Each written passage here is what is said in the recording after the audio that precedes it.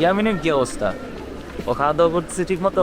কোনো মতো করতেছে আর কি, জোর করে তো আর খাওয়ানো যায় না। ওর অবস্থা এমন যে আমরা কিছু বলতেও পারতেছি না। আচ্ছা, ওই বাড়ি যাবে কবে? বললো তো কাল পরশু, এখনো কিছু শিওর না। তুই যাওয়ার আগ পর্যন্ত ওর একটু সাথে সাথে থাকিস, আর সাদিককার একটু বাসে তুলে দিয়ে যাইস। তো বাদ যেন কয়টা?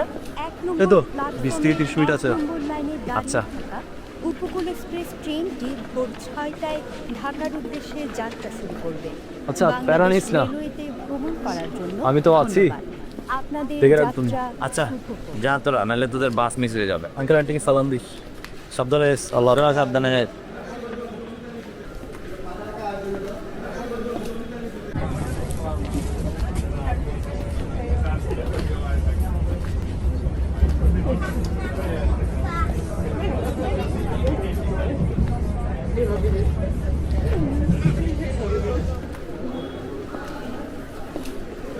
আচ্ছা শোন, তোর খামাখা বাস নিয়ে যাওয়া লাগবে না, তুই হলে যা। ইয়ামিনের কি অবস্থা দেখ। হয়তো মনে হয় ঘুমাইতেছে। আচ্ছা সমস্যা নাই, আমি তোরে উঠাই দিয়া তারপর হলে গিয়া যায় দেখতেছি। আরে দরকার নাই তো, তুই হলে যা, আমি চলে যাবো, প্যারা নাই। আচ্ছা যা তাইলে সাবধানে, আমি হলে গিয়া দেখতেছি ওর কি অবস্থা, ঠিক আছে? আচ্ছা যা।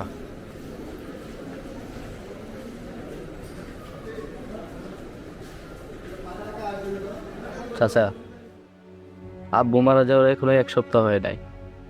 এখনই এইসব জমি জমার আলাপে না গেলে হয় না। বাবা, তোমার অবস্থা আমি বুঝতেছি। বাপ তো আমারও নাই। আব্বা মারা যাওয়ার পরে আমার চাচারা আমার সাথে যা করছিল, আমি চাই না একই কাজ তোমার সাথে হোক। এখনই সব হিসাব করে নাও, আর নাহলে তোমার মেল চাচা সব সম্পত্তি দখল করে নেবে। নেই চাচা, আব্বু তো নিজে নাই, আমি ওনার জমি জমা দিয়ে কি করব? বাবারে, সারা জীবন তো আর এমনি চলবে না। তোমার নিজের কথাও তো তোমার ভাবতে হবে, তাই না? আমি কাগজগুলো তোমার কাছে পাঠিয়ে দিচ্ছি, তুমি শুধু সাইন করে আমার পাঠিয়ে দাও। আচ্ছা, আমি আপনাকে পরে ফোন দিচ্ছি।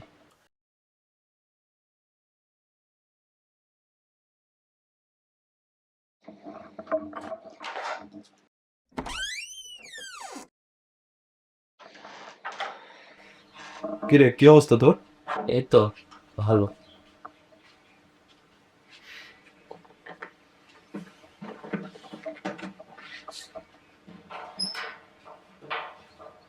তো বাড়ি যাচ্ছিস কবে তুই?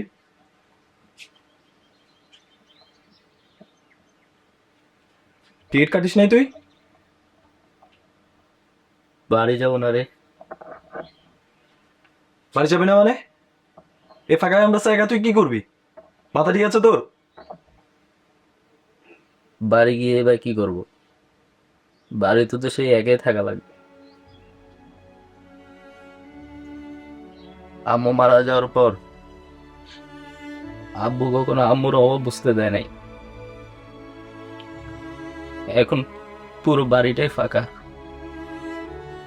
আমার চাচারা পড়ে আছে, আব্বু জায়গা জমি নিয়ে। এসবের থেকে এখানে থেকে যাওয়াটাই ভালো। তুই যা, ঘুরে আয়। ঈদের পর দেখা হবে।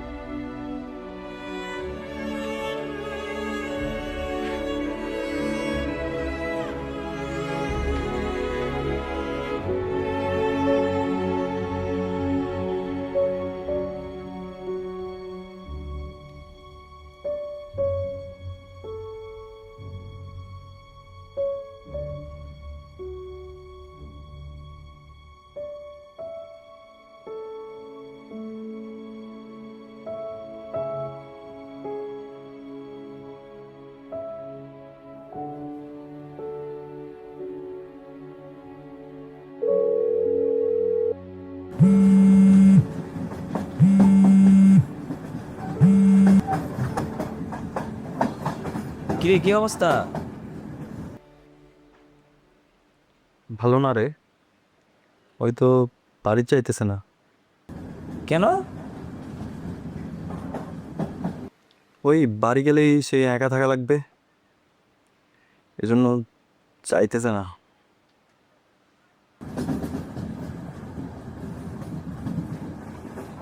আচ্ছা, রাখতেছি।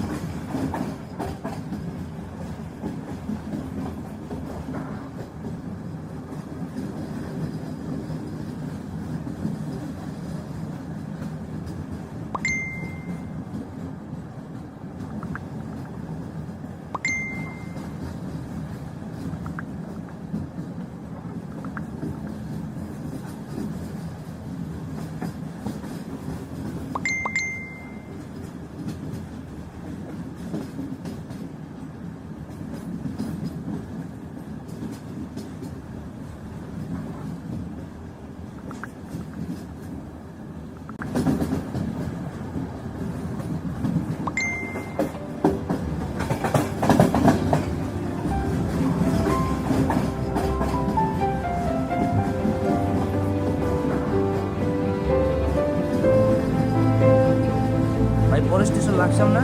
হ্যাঁ। কতক্ষণ লাগবে? এই ধরুন 10 টাকা ফুটো নিয়ে। আপনি কি মিষ্টিতে পড়ে? হ্যাঁ। আরে ভাই আমি না। Mai kiru bialo, mai phakrage, mai taho jobia. Tôi khá ba cũng pro lo này. Ngã pro ga ba mày bao biểu.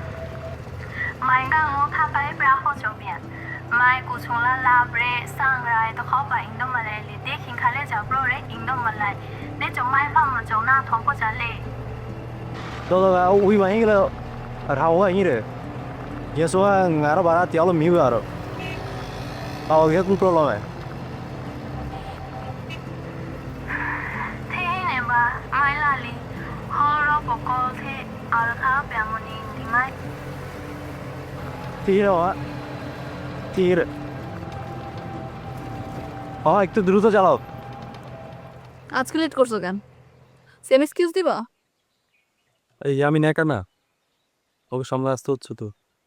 Yamin Yamin Yamin Yamin প্রত্যেকদিন তুমি আমাকে একই অজুহাত দাও। তোমার অন্য কোনো বন্ধুদের দেখতেছি না ওকে নিয়ে এত মাতামাতি করতে। ওরা তো গেছে ড্যাং ড্যাং করে তোমার উপর সব দায়িত্ব গচায় দিয়ে। আচ্ছা ওদের কথা বাদ দাও তো, দেখি হাতটা তো।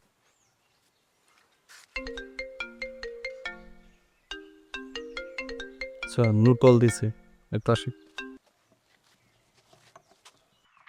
হ্যালো কই তুই? ক্যাম্পাসে। ক্যাম্পাসে তো আমিও, তুই কই? ক্যাম্পাসে মানে? তুই না বাড়িতে গেলি?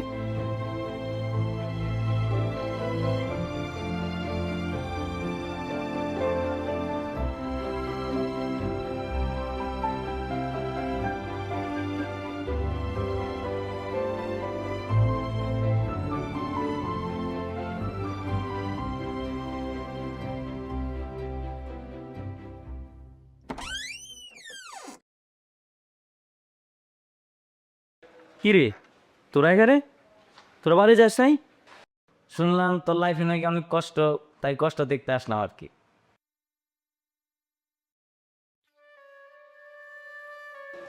মানে তুই হলে একা একা ঈদ করবি, আমরা আছি কি বাংলা লাইতে?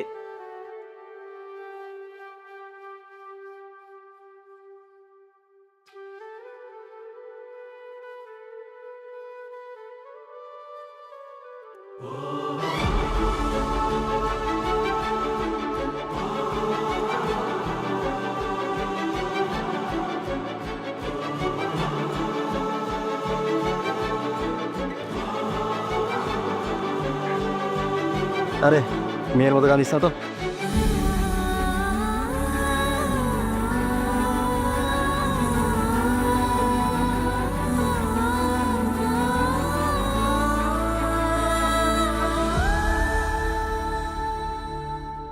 কি রে তোর আমার কি হইল? তুই বাড়ি যাবি না?